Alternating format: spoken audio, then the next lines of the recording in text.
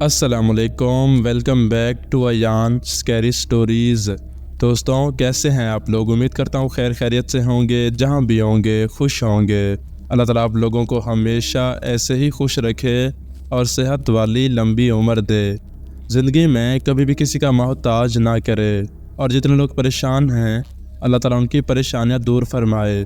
और जितने लोग बीमार हैं अल्लाह ताला उन्हें सेहत दे। और जितने लोग इस दुनिया से रुखसत हो चुके हैं अल्लाह ताला उनकी बख्शिश फरमाए। मेरी ये दुआ है आप लोगों के लिए, और आप मुझे और मेरी फैमिली को भी अपनी दुआओं में याद रखा करें। स्टोरी शुरू करने से पहले अगर आप मेरे चैनल पर नए हैं तो चैनल को सब्सक्राइब और वीडियो को लाइक लाजमी से कर दें, ताकि मेरी आने वाली वीडियोस की नोटिफिकेशन आपको मिलती रहे। अगर आपके पास भी कोई हॉरर स्टोरीज़ है तो डिस्क्रिप्शन में दिए गए नंबर पर आप मुझे सेंड कर सकते हैं, मैं आपकी भी स्टोरी नारेट कर दूंगा। तो बिना देरी किए बढ़ते हैं अपनी आज की स्टोरी की तरफ। स्टोरी बहुत ही खौफनाक होने वाली है। जल्दी से अपने अपने हेडफोन्स लगा लीजिए और कमरे की लाइट्स ऑफ कर लीजिए। आज की पहली स्टोरी जिस भाई ने हमारे साथ शेयर की है उनका नाम नबील है, और नबील एक बहुत ही मशहूर टिकटॉकर भी हैं। और आप सब ने भी कभी न कभी नबील को देखा ही होगा। ये बोल टीवी पर एक शो में आते थे जिसका नाम था खुश रहो। उस शो के होस्ट फैसल कुरैशी थे, जो कि बहुत ही मशहूर एक्टर हैं। फैसल कुरैशी के उस शो में तमाम टिकटॉकर्स को इनवाइट किया गया था। उनका शो काफ़ी अरसे तक चलता रहा और उस शो में नबील भी थे। और ये वाक़या उनके साथ तभी पेश आया जब वो उस शो में शिरकत करने के लिए गुजरावाला से कराची जा रहे थे। नबील की ज़िंदगी का ये सफ़र बहुत ही भयानक गुजरा। वो कहते हैं कि मैं आज तक उस वाक़ये को भुला न सका, क्योंकि हर इंसान की ज़िंदगी में कभी न कभी ऐसे वाक़यात ज़रूर होते हैं जिन्हें इंसान चाहकर भी नहीं भुला सकता। नबील कहता है कि शो में जाने के लिए एक दिन पहले ही मुझे कराची पहुंचना था, और सफ़र के लिए सबसे मुनासिब वक्त रात का था, क्योंकि रात का सफ़र बहुत ही पुरसकून होता है। और फिर मैंने गुजरावाला से एक ट्रेन पकड़ी और कराची की अपनी मंजिल की तरफ निकल पड़ा। शो से एक दिन पहले ही मुझे कराची पहुंचना था। अभी मुझे ट्रेन में बैठे 1 ही घंटा गुजरा था कि मुझे हाजत महसूस हुई, और जब मैं वॉशरूम जाने के लिए उठकर गया तो वॉशरूम अंदर से बंद था। मुझे लगा कि शायद कोई पैसेंजर होगा, तो मैं वहीं पर बैठकर इंतज़ार करने लगा। काफ़ी देर इंतज़ार करने के बाद भी जब अंदर से कोई ना निकला तो मैंने नॉक करना मुनासिब समझा।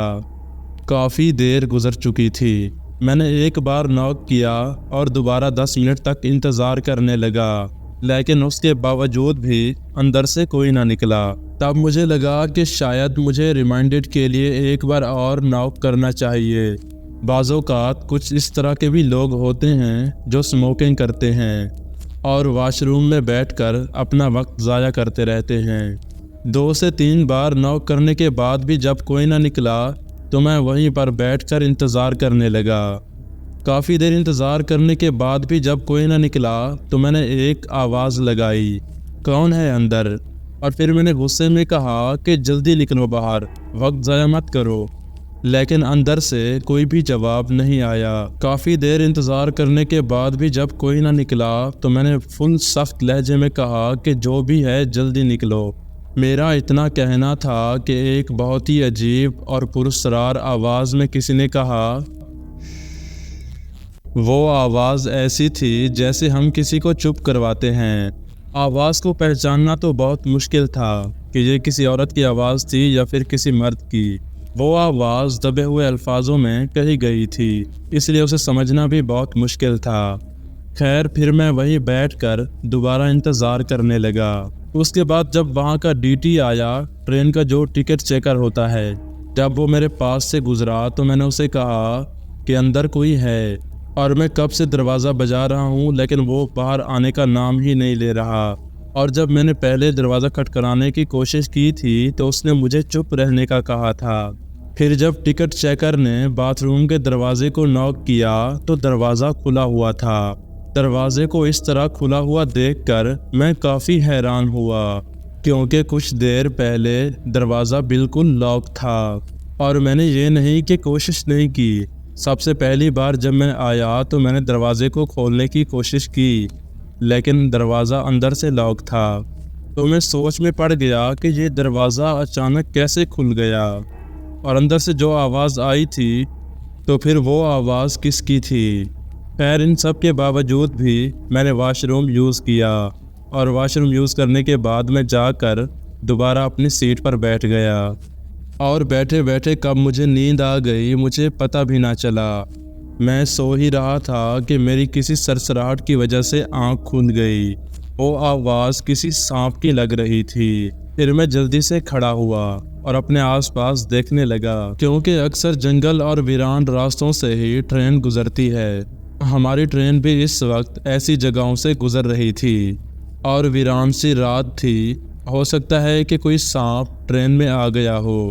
بعض اوقات چلتی ہوئی ٹرین میں بھی درختوں کے ذریعے سانپ وغیرہ آ سکتے ہیں۔ پھر میں اپنے آس پاس کی جگہوں کا جائزہ لینے لگا، اپنی سیٹ کے اوپر نیچے تمام جگہوں کو دیکھنے لگا، لیکن کہیں بھی کوئی سانپ کا نام و نشان تک نہیں تھا۔ لیکن یہ واضح طور پر مجھے ایسا لگا تھا جیسے میرے آس پاس کوئی سانپ ہے، اور وہ آواز میرے قریب سے آ رہی تھی۔ خیر جب مجھے وہاں پر سانپ نظر نہیں آیا تو میں نے اگنور کر کے اسے اپنا وہم سمجھا، اور پھر آ کر اپنی سیٹ پر بیٹھ گیا۔ کچھ دیر بعد مجھے بھوک لگنے لگی۔ پھر میں نے ٹرین میں ادھر ادھر دیکھا تو مجھے سامنے کھڑا ایک آدمی نظر آیا، اور اس کے ہاتھ میں کچھ بریانی کے پیکٹ تھے۔ پھر جیسے ہی اس کی نظر مجھ پر پڑی تو وہ بریانی لے کر سیدھا میرے پاس چلا آیا، جبکہ اس کے آس پاس بھی بہت سارے لوگ بیٹھے ہوئے تھے۔ میں بس حیرانگی سے اسے دیکھ رہا تھا۔ پھر وہ میرے پاس آ کر کہنے لگا کہ بریانی چاہیے آپ کو؟ مجھے تو ویسے بھی بھوک لگ رہی تھی۔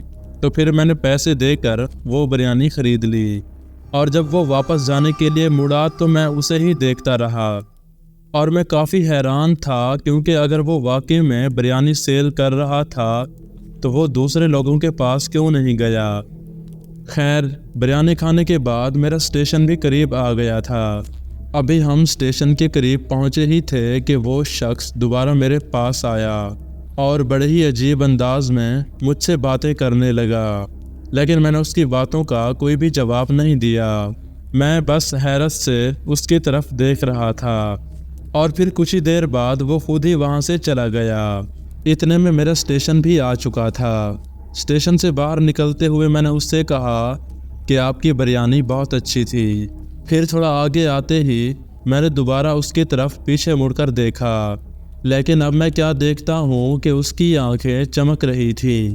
اس کی آنکھوں کی چمک بالکل ویسی تھی جیسی رات کے ٹائم بلی کی ہوتی ہے، اور وہ مجھے سکتے کی حالت میں دیکھ کر مسکرا رہا تھا۔ اس کی مسکراہٹ میں کچھ عجیب سا تھا جسے دیکھ کر میرے دل میں خوف پیدا ہو رہا تھا، اور ڈر کے مارے میں وہاں سے چلا گیا، اور میں مسلسل یہی سوچ رہا تھا کہ آخر وہ شخص کون تھا، کیونکہ جب مجھے بھوک لگی تھی تو وہ بریانی لے کر صرف میرے پاس آیا تھا، جبکہ ٹرین میں اور بھی پیسنجر تھے، اور اس کی آنکھیں بھی بہت خوفناک تھیں۔ میرے وہ سارے واقعات بار بار میری آنکھوں کے سامنے گھوم رہے تھے۔ جب سے میں نے وہ بریانی کھائی تھی تو میری طبیعت بہت خراب ہو گئی تھی۔ جب میں گھر واپس گیا تو میں نے بہت علاج کروائے۔ پھر 2 سے 3 مہینے کے بعد اللہ اللہ کر کے میری طبیعت کچھ بہتر ہوئی۔ تو ایان بھائی یہ تھا میرا ایک چھوٹا سا واقعہ، امید ہے آپ کے لسنرز کو پسند آئے گا۔ تو آپ کا بہت بہت شکریہ نبیل، آپ نے اپنی سٹوری ہمارے ساتھ شیئر کی۔ تو دوستوں بڑھتے ہیں اپنی آج کی دوسری سٹوری کی طرف۔ السلام علیکم ایان بھائی، میرا نام ریحان ہے۔ میں اور میرے دوست ایک پارٹی سے ہو کر واپس گھر جا رہے تھے۔ اچھا تو آپ کو بتاتا چلوں، ہم 4 دوست تھے، فرحان، محسن اور سارا میری بغل والی سیٹ پر بیٹھی تھی، فرحان اور محسن پیچھے والی سیٹ پر بیٹھے تھے۔ ہم سب گپ شپ میں مگن ہو کر گھر کی طرف روانہ تھے۔ آج کی رات ایک سرد اور تاریک رات تھی۔ آسمان پر بادل چھائے ہوئے تھے اور چاند کی روشنی بھی دھیرے دھیرے مدھم ہو رہی تھی۔ तकरीबन कोई आधे घंटे की ड्राइव के बाद मैंने गाड़ी की फ़ौरन ब्रेक लगाई, क्योंकि सड़क पर काफ़ी सारे पेड़ कटे हुए थे और वहाँ पर काफ़ी सारे वर्कर भी काम कर रहे थे। मैं गाड़ी से नीचे उतरकर उन वर्कर्स के पास चला गया। मैंने उनसे पूछा कि आप लोगों ने रोड क्यों ब्लॉक किया हुआ है। तो उन वर्कर्स ने जवाब दिया कि आज की रात हमें ये सारे पेड़ काटने का ऑर्डर मिला था। तो उसने मुझसे कहा कि यहाँ से तकरीबन 1 किलोमीटर पीछे एक और रास्ता है, आप उस रास्ते पर चले जाएं। वर्कर की ये बात सुनकर मैं गाड़ी में आकर बैठा और गाड़ी पीछे की तरफ मोड़ ली।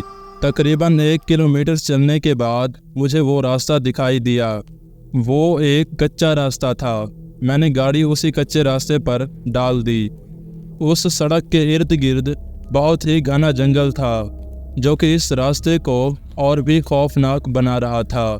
मुझे अभी उस रास्ते पर चलते हुए 15 मिनट ही गुजरे होंगे कि अचानक मेरी नज़र साइड वाले मिरर पर पड़ी।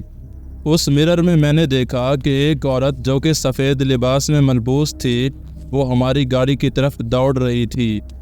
ये सब देखकर मैंने गाड़ी की रफ्तार बढ़ा ली और बिना रुके चलता रहा, और मेरे सारे दोस्त भी गहरी नींद में सो रहे थे। और मैं गाड़ी चलाता हुआ जा ही रहा था कि मैंने सामने देखा, वो औरत रोड के दरमियान खड़ी हुई थी और मुझे देखकर हंस रही थी। ये सारा मंजर देखते ही मेरे होश उड़ गए और मैंने कार की ज़ोर से ब्रेक मार दी, और फिर जब आगे देखा वो औरत गायब हो चुकी थी। आप यकीन माने वो वाकई में वहाँ पर थी। मैं अब बहुत ज़्यादा डर चुका था और मेरी कार चलाने की हिम्मत नहीं हो रही थी। मेरे ब्रेक मारते ही मेरे दोस्त भी अब उठ गए थे। उन्होंने मुझसे पूछा कि क्या हुआ, इतनी ज़ोर से ब्रेक क्यों मारी थी। मैंने उन्हें अपने साथ होने वाला सारा वाक़या बता दिया, लेकिन वो मेरी बात सुनकर मेरा मजाक उड़ाने लगे। मैंने हिम्मत करके अल्लाह का नाम लिया और सफ़र जारी रखा। थोड़ी देर बाद हमने अपनी कार की छत पर एक आवाज़ महसूस की। वो आवाज़ ऐसी थी जैसे कोई हमारी कार की छत पर चल रहा हो, लेकिन हमने इस चीज़ को इग्नोर किया। लेकिन हम ये भी जानते थे कि यहाँ पर कुछ न कुछ गलत है, और अब हम लोग भी गाड़ी को तेज़ी से भगाते हुए जा रहे थे कि अचानक से हमारे सामने वाले शीशे पर किसी ने ज़ोर से हाथ मारा। तो हम सब दोस्त खौफज़दा हो गए।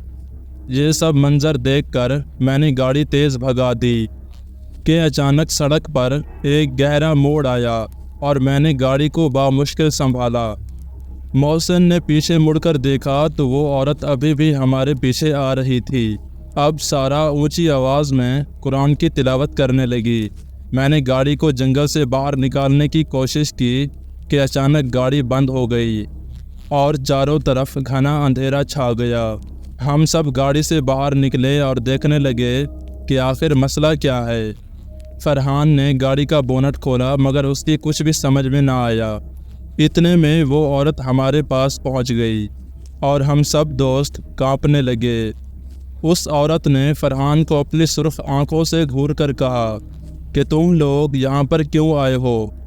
फरहान ने हिम्मत जताकर जवाब दिया कि हम रास्ता भूल गए थे, हमें जाने दो, हम फ़ौरन वापस चले जाएंगे।